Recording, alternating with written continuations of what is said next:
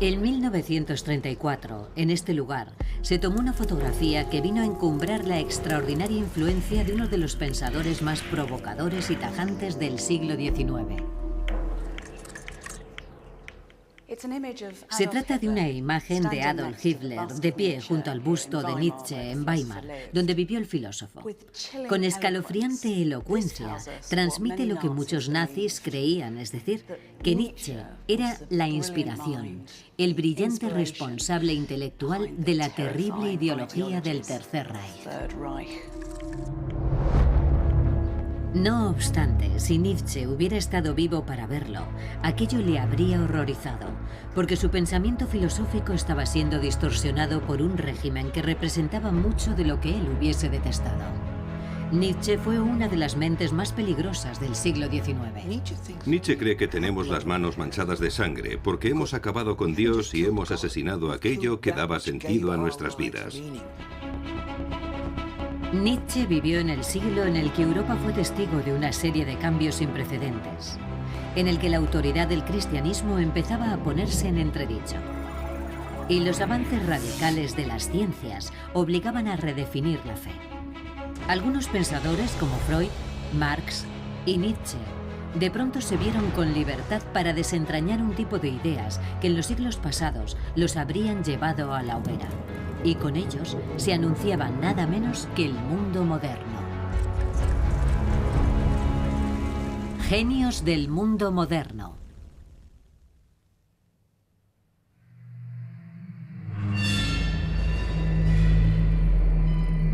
En 1882, una de las mentes más preclaras del siglo XIX predijo una crisis.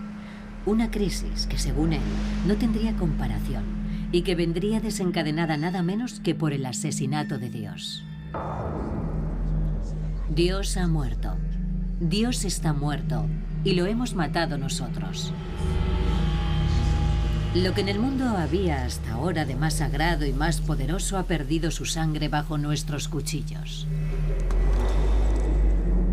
¿Y quién nos quitará esta sangre de las manos? Así de viscerales y de desafiantes son las palabras de Friedrich Nietzsche.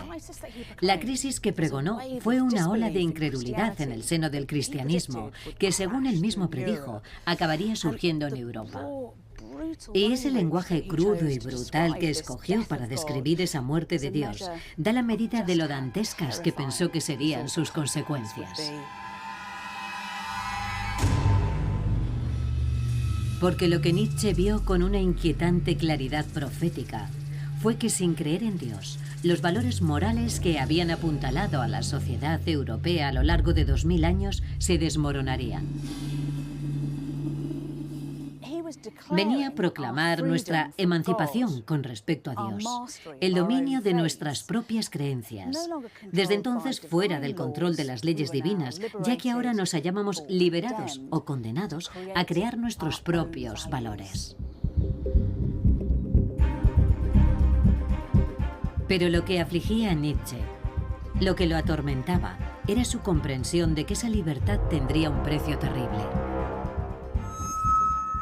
La pérdida de la creencia religiosa traería consigo nada menos que un vacío de sentido para la existencia humana. Se trataba de una crisis con la que Nietzsche lidiaría el resto de su vida.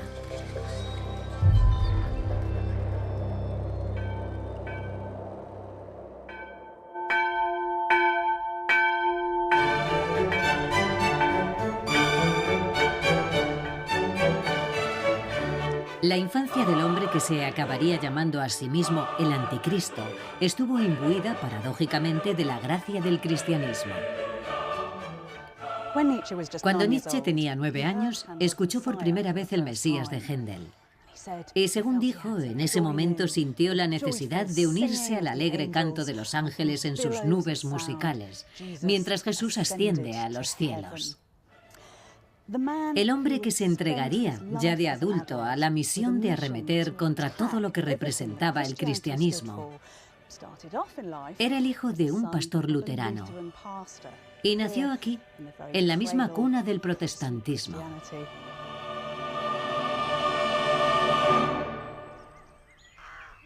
Friedrich Wilhelm Nietzsche creció en el pueblo prusiano de Recken, que hoy forma parte de Alemania septentrional, y fue un niño de una devoción fervorosa. Esta es la rectoría donde nació. Su padre, Karl Ludwig, era un hombre de fe sencilla, y en la casa se vivía y respiraba la doctrina cristiana. Nietzsche pasó unos primeros años estables y sin contratiempos. Sus padres le dieron 2 hermanos. Cuando tenía 2 años nació Elizabeth, a la que solo un año después siguió Joseph. Pero en el otoño de 1848, cuando Friedrich solo tenía 4 años, su niñez se hizo añicos. A su padre le atacó una enfermedad mental y le diagnosticaron una encefalopatía en fase terminal. Fue una agonía tortuosa. Se quedó ciego y al final se quedó postrado en la cama. Murió un año después. La autopsia reveló que le faltaba un cuarto de su cerebro. Debió de ser un final verdaderamente horrible. El sufrimiento de su adorado padre marcó a Friedrich de por vida.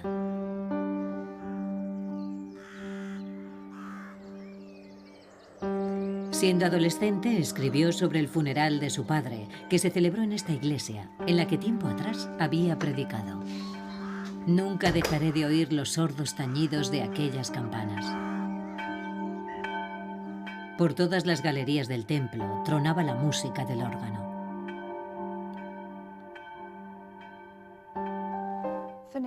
Como es natural, la muerte de su padre suscitó en él una pregunta. ¿Por qué aquel Dios, a quien su padre había amado tanto y a quien consagró su vida, castigó con tales tormentos a un hombre bueno?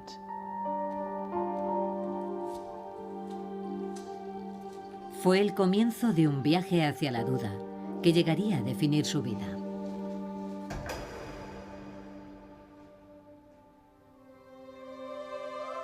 A pesar de su orfandad, en 1864, a los 20 años, Nietzsche se trasladó a Bonn para estudiar teología en la universidad y convertirse en pastor luterano. Pero durante su estancia aquí, cayó bajo el influjo de un nuevo y controvertido método de estudio de la Biblia. Se conocía como criticismo bíblico, y llegaba a sugerir, no sin escándalo, que los textos sagrados no reflejaban un relato histórico verosímil, sino en gran medida un mito. El nuevo método estaba socavando por completo la veracidad de las escrituras, lo que a Nietzsche le supuso un tremendo impacto. Si la agonía y la muerte de su padre le hicieron cuestionarse a nivel emocional la idea de Dios, esto le procuraba los cimientos intelectuales sobre los que edificar sus dudas. Perder la fe supuso una inmediata ruptura con su familia. En Pascua se negó a acudir a la iglesia, echando así por tierra el sueño de su madre de que su hijo siguiera los pasos de su progenitor. Y su hermana, que siempre le había profesado auténtica adoración, también vio cómo su propia fe se rompía en pedazos. Pero este viaje suyo a la duda no fue solamente una fuente de dolor entre sus allegados, sino el principio de una disección indómita de las creencias morales y religiosas con las que había crecido. Empezó a considerar el cristianismo no solo como una fe, por desgracia perdida, sino como una influencia perniciosa que fomentaba una separación malsana del mundo. Según él, la doctrina cristiana ponía el acento en la otra vida, y lo hacía con consecuencias desastrosas, porque en tanto que exilio de Dios, la tierra pasaba a ser un lugar desolado. La vida se concebía como una fuente de dolor y sufrimiento, susceptible de ser soportada, no celebrada. Y ese énfasis en el más allá usurpaba al aquí y ahora su sublime significado. Esta convicción dominaría su vida y su trabajo durante las 2 décadas siguientes. El rechazo del cristianismo implicó el abandono de sus estudios de teología y lo llevó a buscar un nuevo rumbo.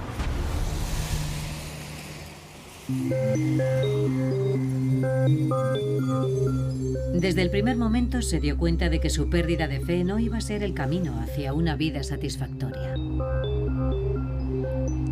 En 1865, Nietzsche le escribió a su hermana lo siguiente: si deseas el reposo y la felicidad de tu alma, cree. Por el contrario, si quieres ser un discípulo de la verdad, entonces busca. Nietzsche vivió en una época dominada por el auge de la ciencia, en la que la búsqueda de la verdad objetiva se volvió algo obsesivo. Pero lo que Nietzsche vio con una lucidez deslumbrante fue que el triunfo de la objetividad privó a la humanidad de algo fundamental. Sin el cristianismo ya no había un conjunto de reglas morales vinculantes que nos pudieran regir a todos. Ya no había solución para el miedo del hombre a morir. Y acaso lo más importante, la salvación eterna dejaba de ser el principal objetivo de la humanidad. La vida en sí no tenía un propósito espiritual más elevado. A partir de ahora, Nietzsche se dedicaría a definir el nuevo significado de ese universo sin Dios.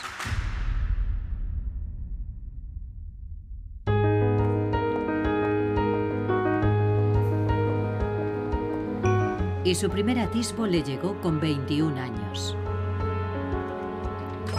Decidió reconducir sus estudios hacia la filología para profundizar en las antiguas civilizaciones y en el pensamiento de Grecia y Roma. Y en una librería dio con un ensayo que acabaría influyendo en su forma de pensar y actuar durante la siguiente década. Se titulaba El mundo como voluntad y representación y estaba escrito por un filósofo alemán llamado Schopenhauer. Su lectura le marcó profundamente. Schopenhauer, que era ateo, también se había esforzado en hallarle un propósito a la vida. Sin embargo, sus conclusiones eran el epítome del pesimismo. Ante el problema de los inacabables padecimientos de la vida, la sombría conclusión de Schopenhauer apelaba a que lo mejor era no haber nacido. Argumentaba que los seres humanos se encuentran en un estado de deseo constante. Si esos deseos se frustran, entonces llega el desencanto. Y aunque los alcancemos, el descontento seguirá campando a sus anchas. La solución que propuso pasaba por encarar el hecho de que su consumación es imposible. Nos animó a no empeñarnos en buscar la felicidad para evitar así la ansiedad y la zozobra de tratar de apresarla. El hombre más feliz, dijo, es aquel que pasa por la vida con un mínimo de dolor. Nietzsche comentó que era como si se hubiese asomado un espejo que reflejara el mundo, la vida y su propia forma de pensar, con una espantosa magnificencia.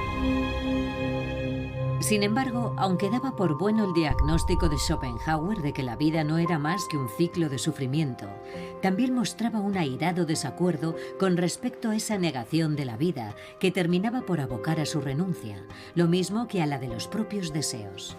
Por el contrario, él estaba decidido a encontrar una manera de afirmar la existencia a pesar del dolor que entraña.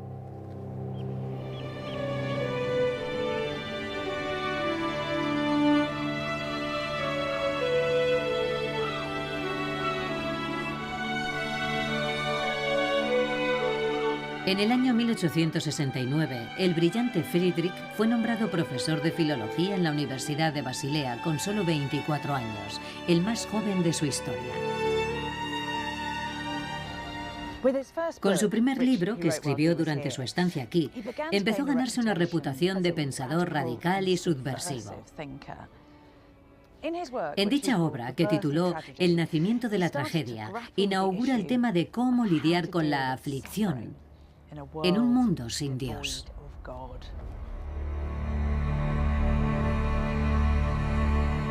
Y para eso halló su inspiración en las ideas de los griegos y en un nuevo santo de su devoción, el compositor alemán Richard Wagner.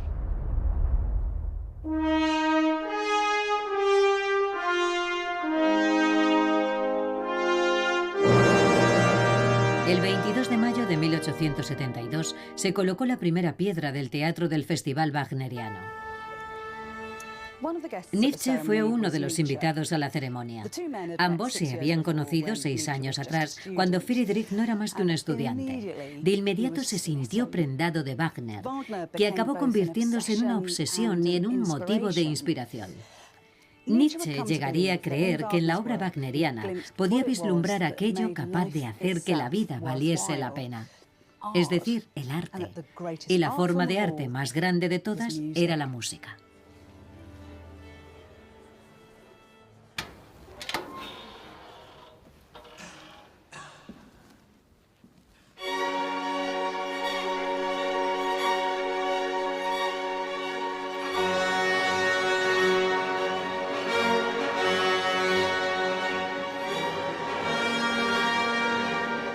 Pensaba que Wagner era un genio y que su música iba a desencadenar un renacimiento cultural basado en el modelo de la tragedia helena.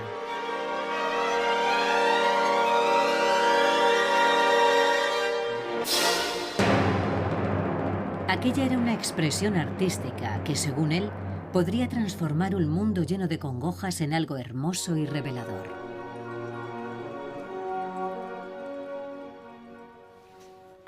¿Qué le llevó a escribir El nacimiento de la tragedia y qué trató de hacer con este libro? Escribió El nacimiento de la tragedia tras una serie de conversaciones de lo más intensas con Wagner. Este estaba desarrollando un revolucionario teatro del arte que pudiera transformar la sociedad. Nietzsche quería poner la filosofía al servicio de esa empresa. Y encontró un modelo en la tragedia griega con esas historias extremas, viscerales, que hablan de seres humanos en conflicto que sufren y son destructivos. De hecho, era el género dominante en el terreno del pensamiento en el esplendor de la antigua Grecia.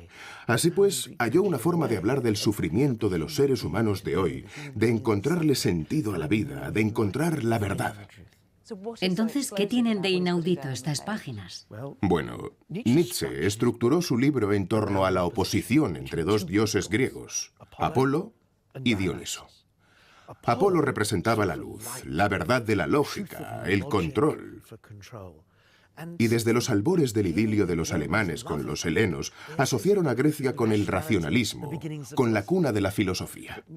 Sin embargo, él decidió centrarse más en Dioniso, esa figura que confunde los límites, que descubre el éxtasis que genera la acción colectiva, la danza, las emociones más primarias. Y a esa figura la convirtió en el centro de su obra. De ese modo se puso en contra a la filosofía, a su propia disciplina, porque contradijo eso de que la lógica es el sendero que conduce a la verdad.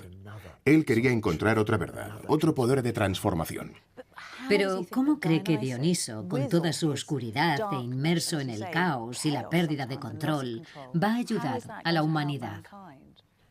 Nietzsche estaba reaccionando contra la tradición intelectual alemana dominante, que siempre había puesto el foco en el héroe individual. A la manera de Edipo, por ejemplo. Según esto, aquel que sufría podía de algún modo redimirse a sí mismo a través del sufrimiento, lo cual es un mensaje cristiano. Él le dio la vuelta a esto al ver que el individuo, en cierta forma, se perdía en la colectividad porque ahí encontraba una experiencia grupal y una transformación extática en dicha experiencia. Eso es lo que apreció en la música de Wagner y lo que examinó en esta obra. Así que digamos que el sufrimiento, que era lo que nos unía a todos en este tipo de experiencia extática, podía convertirse en una afirmación de vida. Tiene algo de filosofía rockera. La vida es esto, aquí y ahora. Y esta es la ocasión de extraviarse uno mismo en el éxtasis de una vivencia colectiva. No olvidemos que en el siglo XIX la ópera era el rock de su tiempo, y Wagner fue como el icono rockero de su época. Para Nietzsche, la ópera era la mejor herramienta para cambiar la sociedad. Gracias a ese escenario donde se podía vivir un rito comunal y desde el que se podría transformar el mundo. El teatro de Wagner fue el templo donde brilló su talento, pero también fue donde Nietzsche se desengañó de su héroe. Cuando Nietzsche acudió a una representación de El Anillo del Nibelungo, aborreció lo que vio. En lugar de un espacio revolucionario, el teatro estaba a rebosar de la flor innata europea. Y aquel hombre al que veneraba como un precursor, de quien pensaba que iba a ser el catalizador de un espléndido mundo nuevo, no era más que el héroe de un festival de ópera autocomplaciente, solazándose en su propia gloria.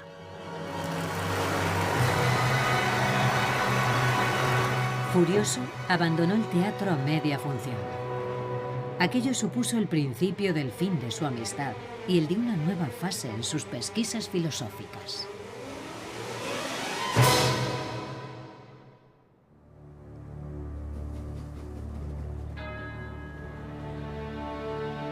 El repudio a Wagner coincidió con un cambio igual de radical en su vida y en su trabajo. Aunque seguía dando clases en Basilea, comenzó a albergar serias dudas sobre si su futuro estaría aquí. Aún creía que solo a través de la liberación del espíritu creativo y dionisiaco se podría alcanzar la grandeza. No obstante, empezó a poner en duda que la respuesta se hallase en la transformación de las masas. Por el contrario, solo el florecimiento de grandes individuos con capacidad visionaria traería consigo la llave del futuro. Además, estaba convencido de que las pequeñas miserias de la vida académica estaban sofocando su genio creativo. Desarrolló un miedo profundo a volver aquí, a sus clases, de las que decía que eran la mayor maldición de su vida.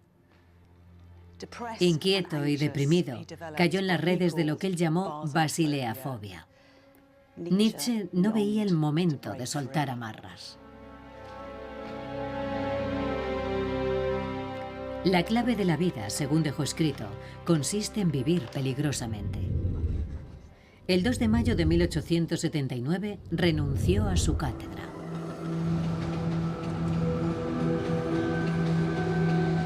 En Basilea contrajo una enfermedad que mermó sus fuerzas.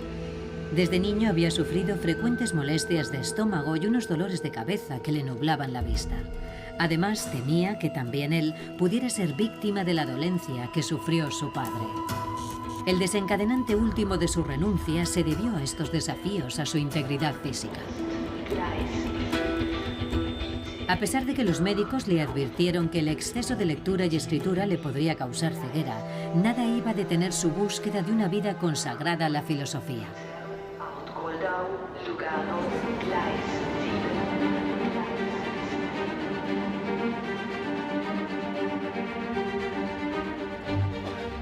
Nietzsche empezó a recorrer Europa, alojándose en hoteles y casas de huéspedes, mientras buscaba otros climas que aliviasen sus síntomas. La salud que le quedaba ya de adulto iría siempre ligada a un tipo de vida nómada y solitario.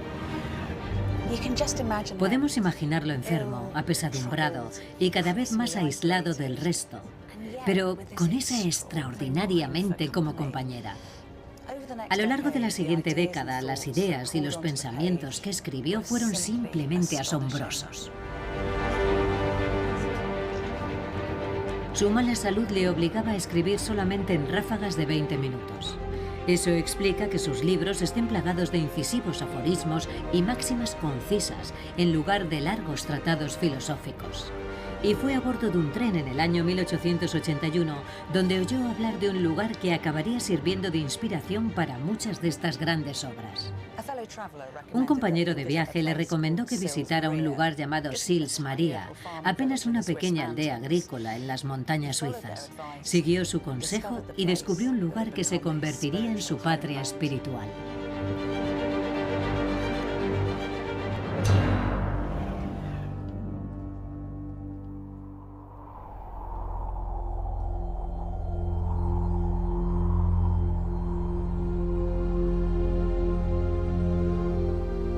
El lunes 4 de julio de 1881, Nietzsche se enamoró a primera vista de Sils Maria. Sus montañas y bosques le inspiraron sus ideas más vitalistas. Su belleza reforzó en él la pura magnificencia de existir. Y un mes después de llegar aquí, durante uno de sus paseos, alumbró lo que él mismo consideraba su pensamiento más importante de todos los que había concebido. Estaba caminando junto al lago, se detuvo en esta roca y de repente tuvo una visión. Era un experimento mental que, según él, nos podría servir a todos a la hora de analizar nuestras reacciones y las decisiones que tomamos para poder vivir la vida al máximo. La cuestión era la siguiente. Si un demonio te susurrase al oído que tienes que vivir tu vida como la viviste una y otra vez a lo largo de la eternidad, con todo su dolor y toda su grandeza, ¿te revolcarías por el suelo en un rechinar de dientes, maldiciendo a ese demonio? ¿O dirías que es un dios y que nunca habías oído nada más divino?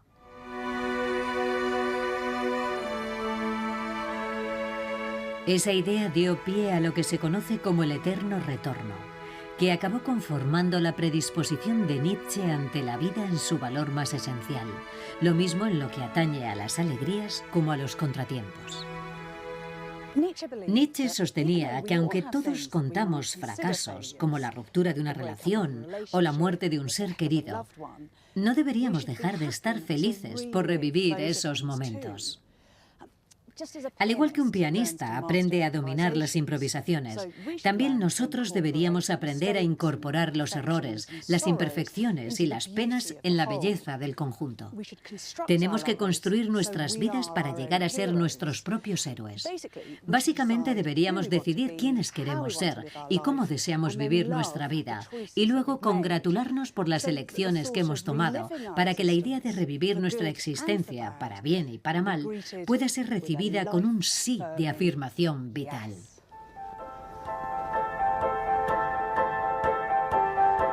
El eterno retorno fue un exuberante abrazo de vida lleno de optimismo. El sufrimiento ya no era algo de lo que había que redimirse, como enseñaba el cristianismo. Ni tampoco habría que evitarlo a toda costa, según arguía Schopenhauer. Bien al contrario, había que ceñirlo y dominarlo. Para vivir la vida de la forma más completa, había que arriesgarse a sufrir y superar el trance. Lo que no te mata te hace más fuerte, es una de las frases más emblemáticas de Nietzsche. Y él mismo muy pronto iba a ponerla a prueba. El filósofo estaba a punto de enfrentarse a una de las mayores decepciones de su vida.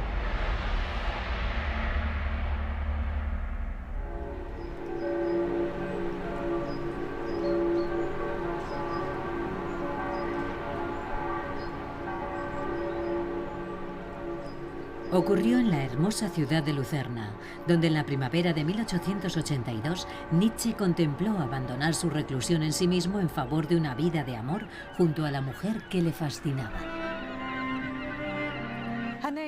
Se llamaba Lou Salomé. Tenía 21 años y había nacido en Rusia. Era inteligente, hermosa y andaba embelesada con las ideas de Nietzsche, que cayó rendido ante ella.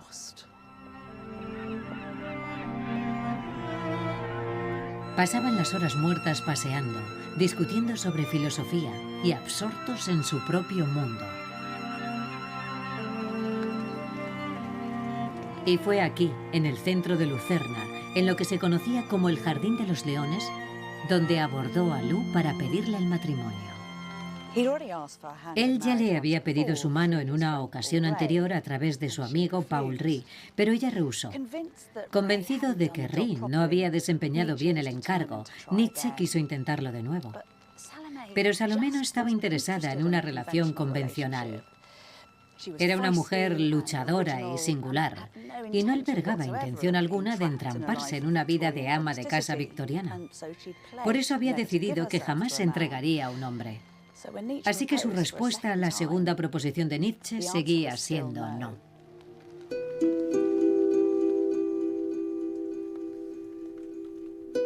Su rechazo lo dejó hundido. Y todo empeoró porque su entrometida hermana Elizabeth, que sentía celos de la juventud de Lou y de su salvaje encanto, estaba decidida a interrumpir cualquier posible relación amorosa.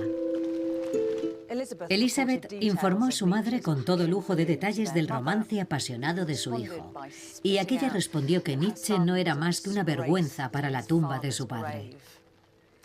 La relación se hizo añicos, y el filósofo se quedó completamente abatido.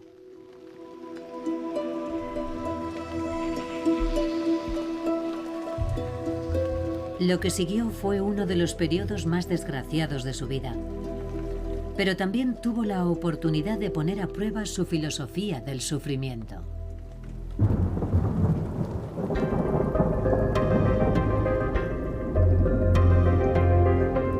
Nietzsche cayó en un estado de ánimo tenebroso. Sus libros no se vendían, tenía mala salud y a menudo manifestaba tendencias suicidas. En marzo de 1883 escribió: «En lo más profundo de mi ser, una inamovible y negra melancolía se apodera de mí. No alcanzo a ver siquiera una sola razón para vivir medio año más». Era consciente de que aquello suponía una auténtica prueba para su capacidad de enfrentar y superar el sufrimiento. «Estoy poniendo en práctica hasta el último gramo de mi autodominio», escribió. «A menos que descubra un truco alquímico para convertir este fango en oro, estoy perdido». Pero desde lo más hondo de su desdicha, se encomendó a escribir un nuevo libro que demostraría que sí era un alquimista. Se trata de la que él mismo consideraba su mayor obra. Así habló Zaratustra.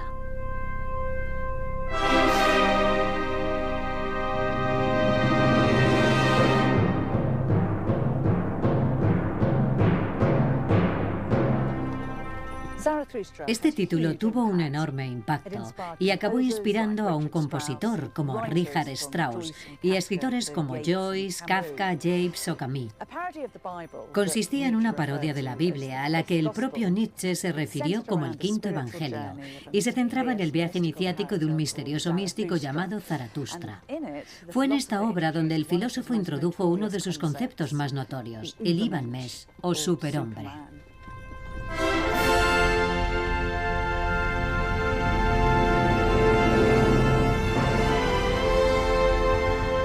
El libro es una parábola sobre la importancia de superarse a uno mismo. Con una imaginería montaraz, la figura de Zaratustra trae ecos del mismo Nietzsche.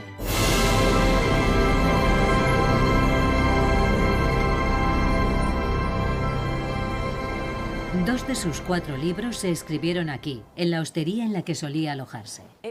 Es increíble estar aquí, porque en esta habitación Nietzsche escribió una de sus obras más innovadoras e influyentes.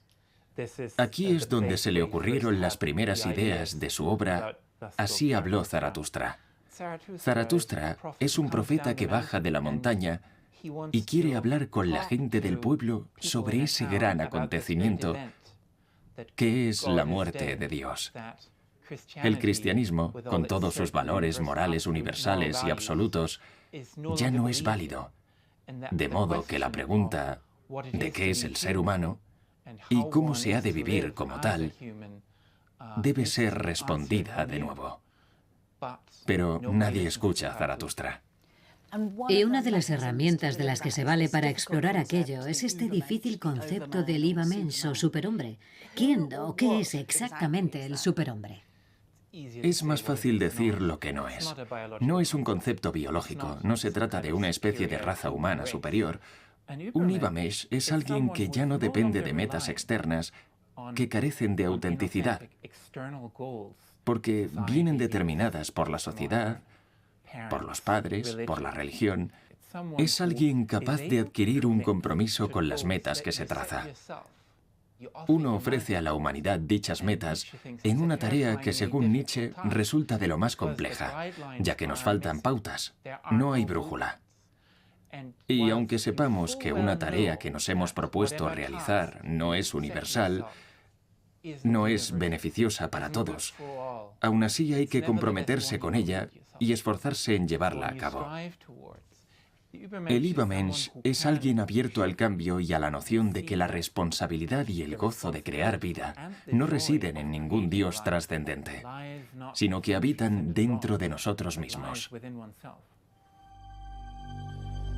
Al entregarse a la escritura de Así habló Zaratustra, Nietzsche no solo le dio sentido a su propia vida plantando cara al sufrimiento, sino que también empezó a ver que el propio sufrimiento era la clave para desbloquear el escurridizo secreto de la felicidad. ¿Y qué era la felicidad para Nietzsche? Solemos ver la felicidad como algo opuesto al dolor, al esfuerzo, al sufrimiento, etc.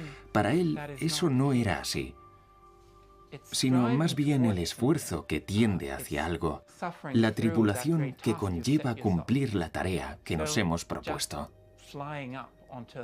Por ejemplo, sobrevolar la cima de una alta montaña en helicóptero no es comparable a la sensación de felicidad que experimentamos cuando, después de 15 días caminando, alcanzamos la cima porque hemos superado los obstáculos que han ido apareciendo y que también forman parte de la experiencia de la felicidad. No solo con el placer, también con el dolor.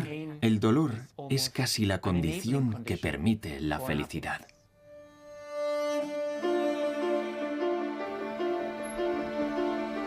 Nietzsche no volvió nunca más a encontrar el amor, pero había logrado transformar su desesperación en una obra, cuyo sesgo visionario seguiría resonando durante generaciones en artistas y pensadores. Se convirtió en un testamento vivo de su idea del eterno retorno, y ahora, además, desplazaba el foco de atención de la pérdida de sentido ocasionada por la muerte de Dios a la crisis de valores que había dejado a su paso.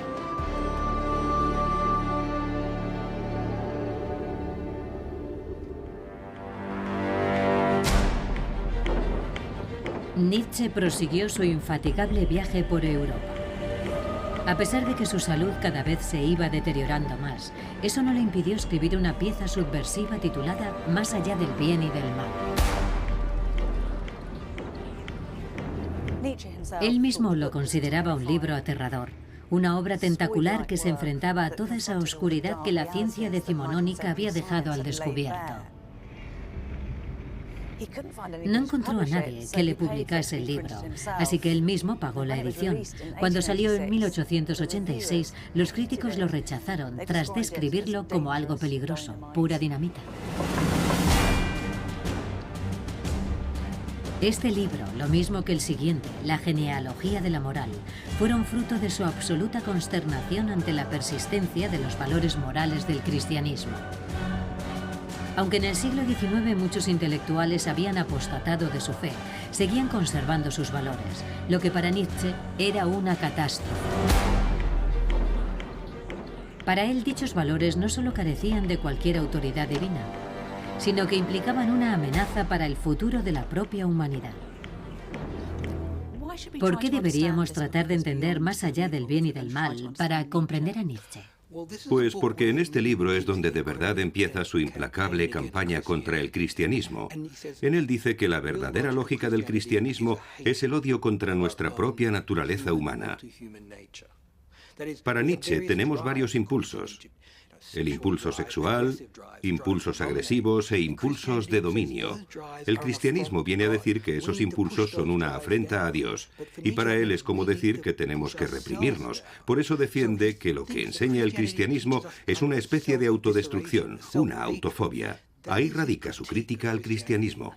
¿Y qué es lo que cree que está mal en los principales valores morales del cristianismo?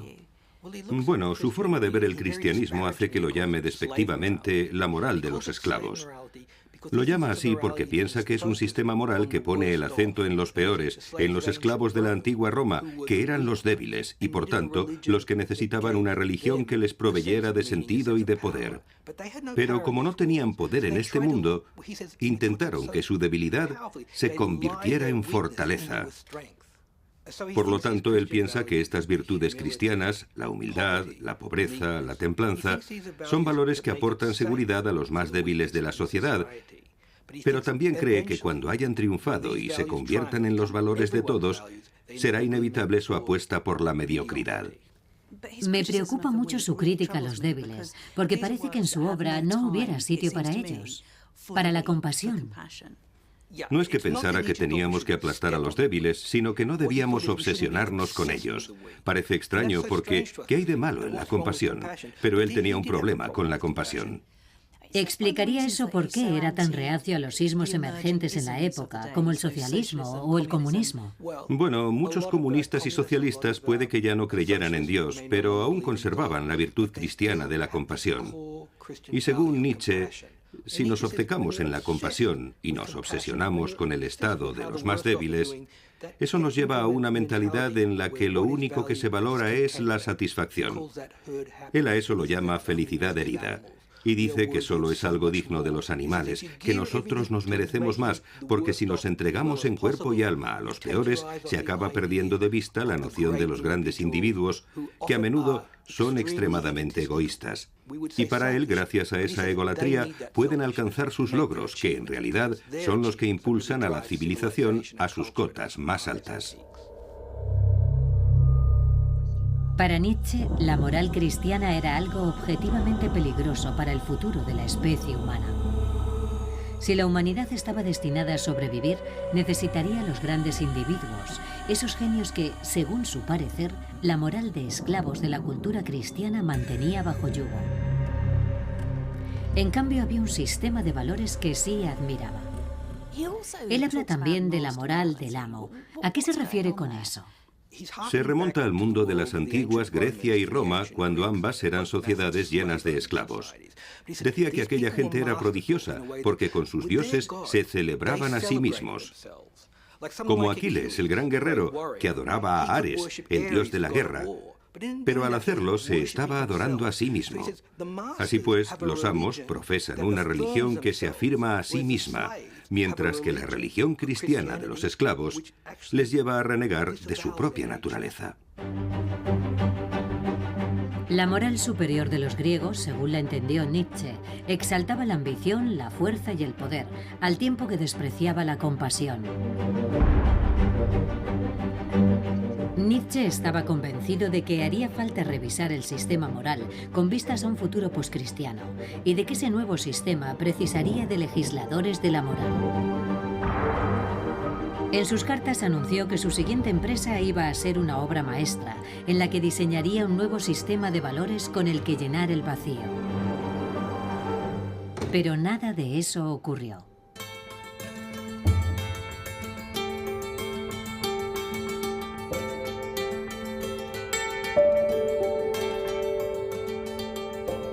En abril de 1888 se mudó a Turín, donde vivió mientras no le abandonó la cordura.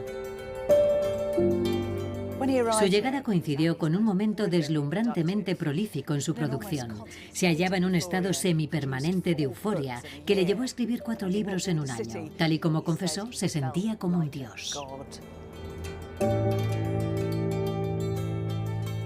Pero en medio de la belleza de esta ciudad italiana, la mente de Nietzsche empezó a tambalearse.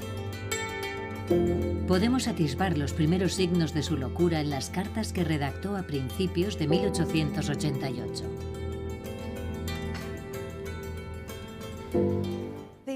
Estas cartas nos ofrecen una estampa preocupante del estado mental de Nietzsche en aquel momento.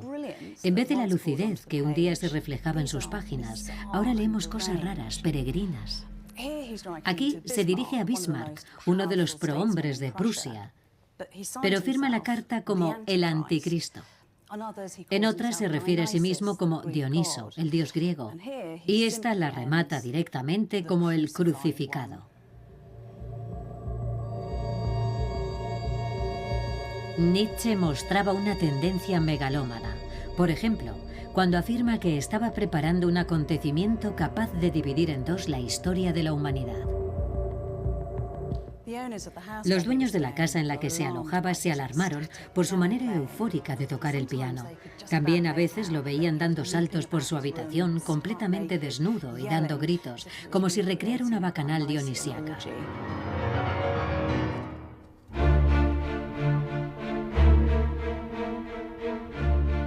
La situación alcanzó su clímax en una piazza de Turín. Nietzsche contempló cómo un cochero azotaba a su caballo. El filósofo rodeó con sus brazos el cuello del animal y entre lágrimas se desplomó en el suelo. El último acto cuerdo de un hombre que se había pasado la vida criticando la debilidad que entraña la compasión humana fue de profunda conmiseración. 7 días después, ingresó en un frenopático de Basilea.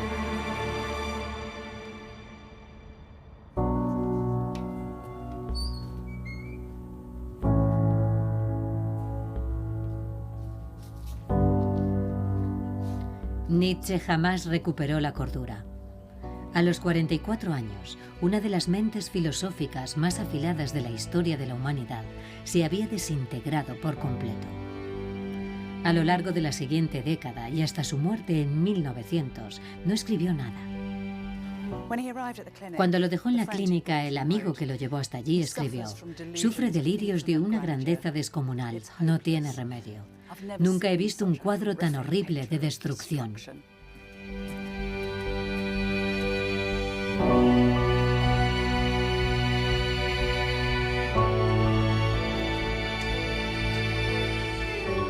Nadie sabe exactamente qué pudo ocasionar la caída de Nietzsche en el pozo de la locura. Pero mientras su mente se derrumbaba, su obra empezaba a tomar vida propia.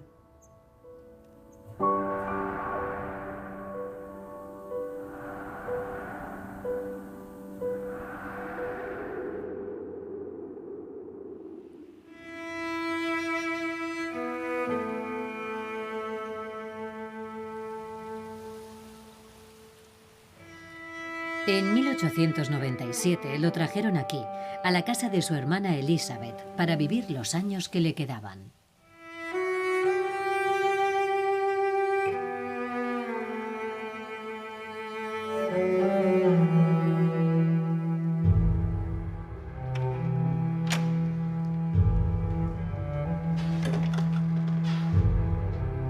Lo declararon loco formalmente, y Elizabeth fue la única persona que lo cuidó hasta su muerte. El tiempo que Nietzsche vivió aquí, Elizabeth trató a su hermano como una atracción de feria. Instaba a las visitas a que le clavaran la mirada y celebraba veladas con sus discípulos, mientras desde el piso de arriba se oía gemir al trastornado. Hoy la casa es un santuario creado por su hermana menor, que blanqueó al filósofo como si fuera un profeta. Pero sus inmaculadas estancias parecen ajenas a cualquier rastro de su personalidad. Elizabeth recopiló todos los escritos de Nietzsche, lo que incluía los cuadernos donde el filósofo tomó notas para algunas obras inéditas de calado que había planeado antes de que su mente se apagase. Cuadernos que nunca quiso que el mundo viera. ¿Qué es lo que tenemos aquí? Son dos cuadernos de Nietzsche en los que estaba trabajando en la época de la voluntad del poder, una obra enormemente ambiciosa. Porque lo que estaba intentando, como se puede apreciar aquí, era dar con una revaluación de todos los valores.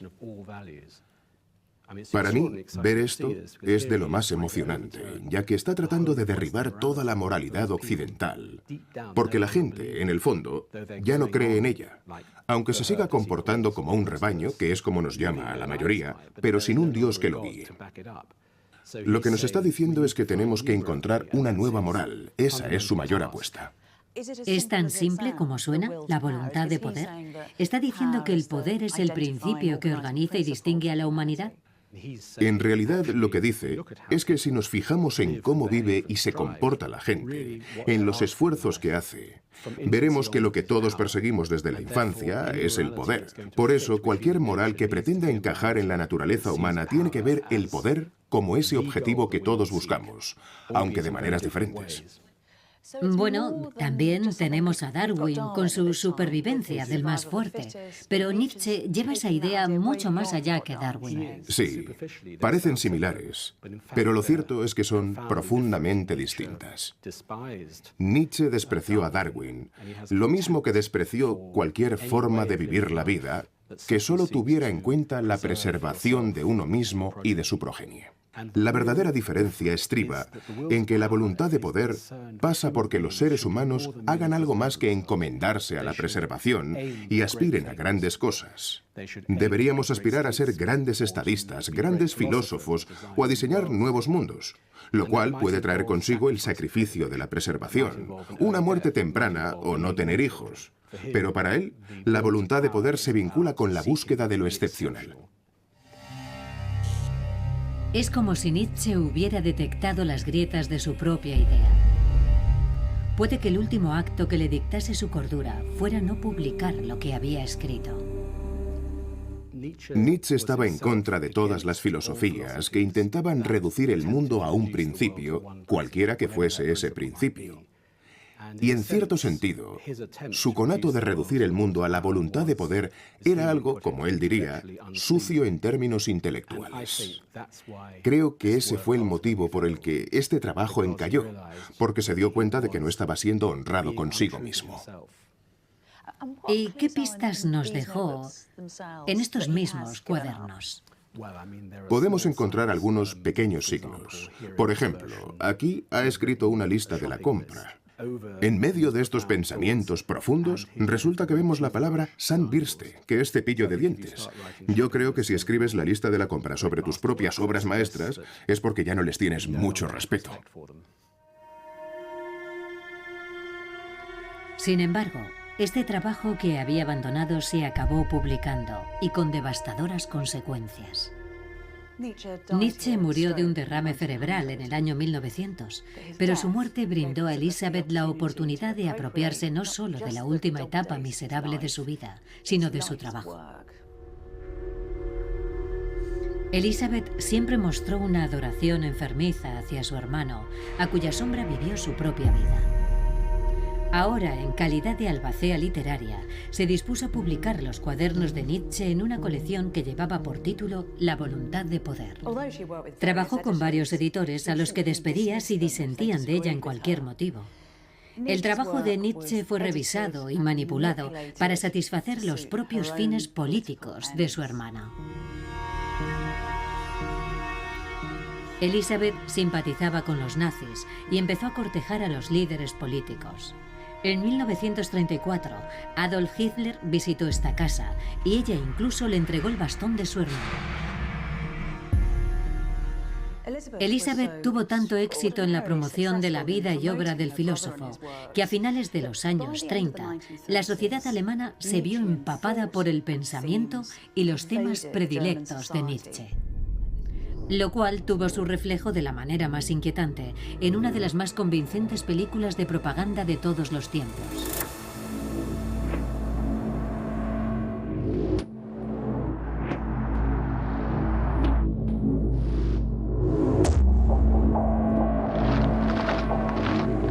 En 1934, los militantes del partido nazi se reunieron en Nuremberg para escuchar a su líder.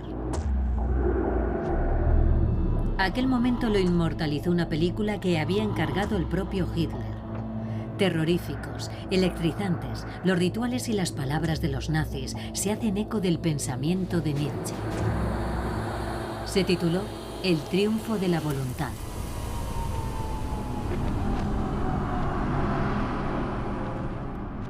En un guiño a Zaratustra, la película comienza con Hitler descendiendo de las nubes, un superhombre bajando de las montañas con su nueva moral bajo el brazo para recibir el saludo de la multitud.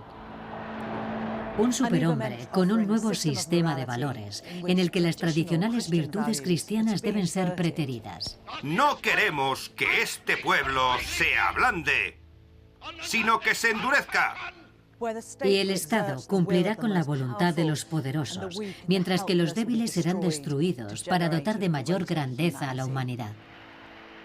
Queremos que nuestro partido sea el primer y único poder en Alemania sin componendas. Las ideas de Nietzsche se vinculan de un modo tan estrecho con los objetivos del nacionalsocialismo que uno de sus pensadores más influyentes, Alfred Boimler, declaró: "Cuando gritamos Heil Hitler, estamos diciendo al mismo tiempo Heil Nietzsche". Pero si hubiera vivido para ver aquello, se habría llevado las manos a la cabeza.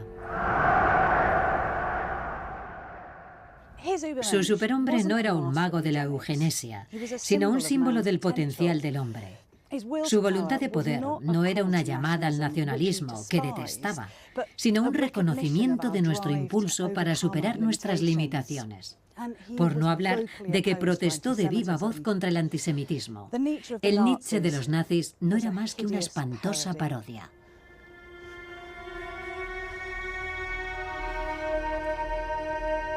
Apenas unos meses antes de su descalabro final, Nietzsche dejó escrito: Confieso que la más profunda objeción al eterno retorno, que es mi pensamiento más propiamente abismal, son siempre mi madre y mi hermana.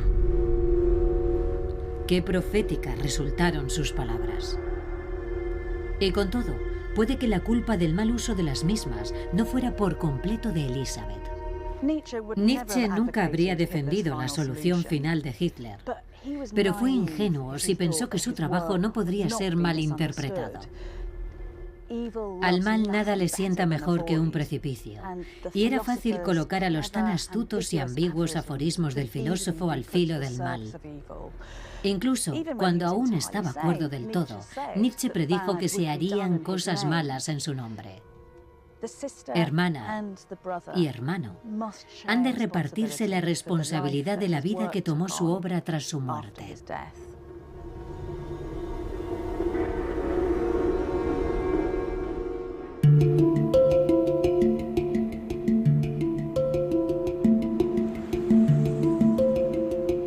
Un siglo después de la muerte de Nietzsche, la crisis que habría desencadenado el deicidio podría parecernos hoy por hoy un tanto exagerada. El mundo moderno no se ha derrumbado, mientras que Dios, como fuente indiscutible de valores morales, parece haberse hecho a un lado sin hacer demasiado ruido. Aunque acaso porque carecemos de su inquietante visión profética, de la imaginación salvaje de Nietzsche. Si elegimos colocarnos las anteojeras de la manada, ¿no podría ser que lo que miramos con los ojos tapados sea ese abismo que él predijo?